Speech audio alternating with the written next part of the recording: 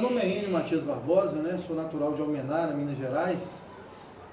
Bom, eu me ingressei no mundo da adicção, no mundo das drogas. A primeira substância foi o cigarro, né? Que também é uma droga, apesar de ser lícita. Na fazenda dos meus pais, tinha os vaqueiros, fumavam cigarro de fumo, e eu era muito curioso, né? Aos 11 para 12 anos, e eu experimentei. Segunda foi também na fazenda, nessa mesma época, a cachaça. Meu pai fazia cachaça na fazenda e eu experimentei aquela primeira que saía, escondido dos meus pais.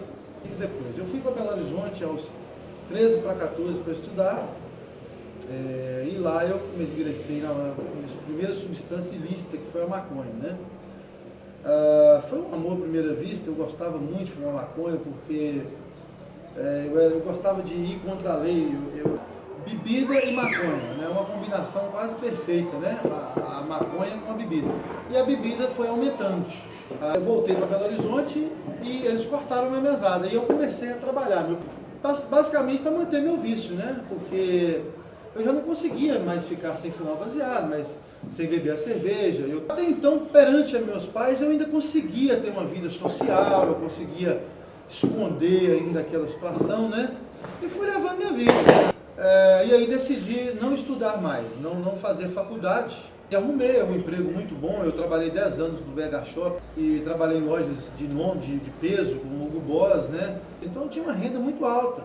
Mas quanto maior a renda, maior o gasto, né? Com substância. Foi aí que eu conheci a cocaína, né?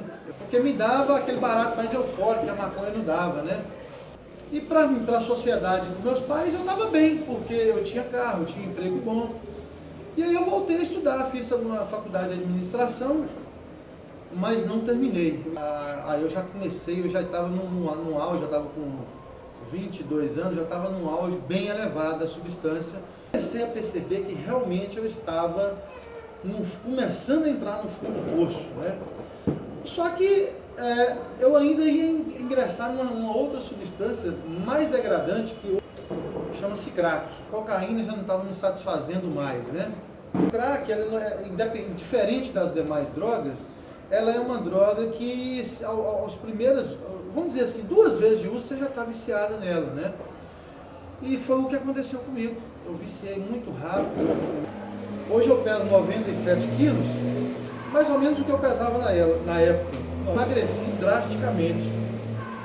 Eu afundei, eu fazia uso todos os dias, eu trabalhava, eu pegava serviço às 8 da manhã, largava às 18 e já era direto, era automático. Eu já saía da faculdade, da concessionária, passava na boca e ia para casa e fazia uso praticamente a noite inteira. É uma droga extremamente perigosa, uma droga que mata, uma droga que traz uma dependência muito forte, tá? Eu era, vamos dizer assim, um escravo do dinheiro. Eu sempre gostei muito de ostentar. Eu guardava no meu guarda-roupa 5 mil reais, assim, sempre tinha dinheiro no banco, etc. E aí começou a ir embora tudo. Esse dinheiro já não sobrava mais. Eu comecei a vender algumas coisas, vendi minha pulseira de ouro, 2 pulseiras de ouro que eu tinha, eu vendi um colar de ouro que eu tinha. Bom, e minha mãe foi me visitar em Belo Horizonte, e ela chegou em casa, me olhou para mim e falou assim: você está com AIDS. Porque eu estava muito magro, eu devia estar aqui, vamos supor, com uns 20 quilos a menos, e nós fomos fazer o exame de AIDS, né? Chegou lá, deu negativo, o médico viu que no sangue tinha vamos dizer assim, uma substância, ele não quis abrir o jogo na hora, deixou a entender no ar na mesa, e quando chegou em casa eu fui obrigado a contar para minha mãe que eu estava fazendo uso do crack. Bom, minha mãe ficou extremamente preocupada. Aí houve a preocupação, como é que ia fazer para me sair. Eu pedi que ela ficasse comigo 30 dias em Belo Horizonte, que depois desses 30 dias eu não ia fazer uso mais, eu conseguiria. E realmente eu consegui ficar esses 30 dias pela minha mãe. Não estou aguentando, eu chamo de manhã porque lá é muito próximo da Bahia. Eu falei: mãe, eu não estou aguentando mais, eu preciso usar pelo menos umas 2 pedras de crack. Isso é terrível, né? Para um filho falar isso para a mãe. Minha mãe, chorando, tirou da minha carteira 20 reais, 10 reais uma pedra de crack, foi lá e me deu, fui na boca, busquei, fumei no outro quarto. E quando eu adentrei no quarto, o crack, ele dá uma sensação horrível de medo, principalmente quando você está com a mente já bem entorpecida, né? No meu caso foram 20 somando tudo, foram 23 anos de uso de droga e álcool, né? Eu adentrei no quarto e ela estava chorando, e aquilo ali me cortou o coração, mas eu estava muito preso. E ela falou, se você não parou, eu vou embora e eu vou largar a mão de você. A pessoa que eu mais amava na face da terra, mais do que a mim, porque o dependente químico não ama a si próprio, né?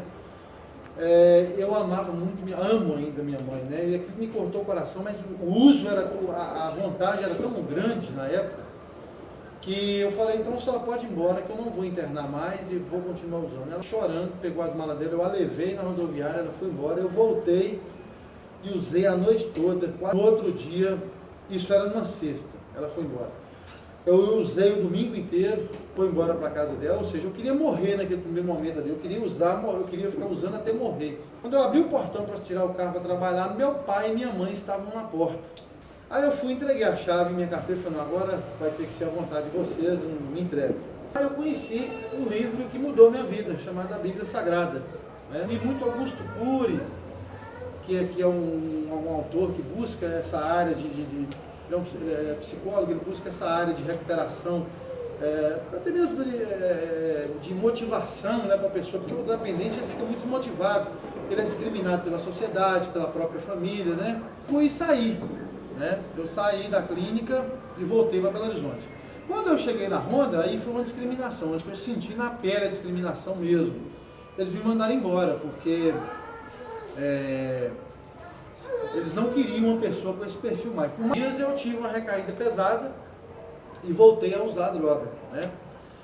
E aí mas mesmo usando droga, eu sabia que eu precisava arrumar um emprego, porque o dinheiro ia acabar, eu ingressei na Yamaha, numa concessionária de Yamaha, de motos, e lá eu fui vendendo. Só que eu passei a usar mais do que eu usava antes. Fisicamente eu estava recuperado, eu tinha voltado ao meu peso mais ou menos original, que é na faixa de 95 quilos, mas psicologicamente eu estava arrasado, eu queria morrer de novo. Como eu usava todos os dias, eu estava com medo já de morrer, né? A qualquer hora tem uma parada cardíaca, porque quando eu tive recaído, o uso aumentou. É como se fosse uma vela, ela vai queimando. Então você parou aqui, ela vai continuar queimando aqui, ela não volta. Você não volta aquele namoro lá do início da droga, não. Uma vez dependente químico, vai ser pro resto da vida. Então você tem que, ou ex-dependente químico, parar e estagnar. Então, hoje minha família voltou, né? Foi toda restituída. Hoje meu pai tem crédito com minha família, eles vieram para me visitar aqui na minha saída de ressocialização. Fizemos um churrasco, foi muito bom. Mas o que eu queria deixar mesmo era uma mensagem para quem está me vendo agora, que não importa qual droga que seja o álcool, que seja o tabaco, que seja a maconha, a cocaína, a heroína, o crack, nenhuma delas compensa, porque existe uma grande diferença entre prazer e felicidade. O prazer ele é momentâneo, ele é fugaz, ele é só naquele momento ali. E a felicidade é uma felicidade plena. A felicidade de você ter um filho, uma família, uma felicidade de você ter amigos, igual vocês estão aqui fazendo uma faculdade para ser futuros profissionais aí na área, né?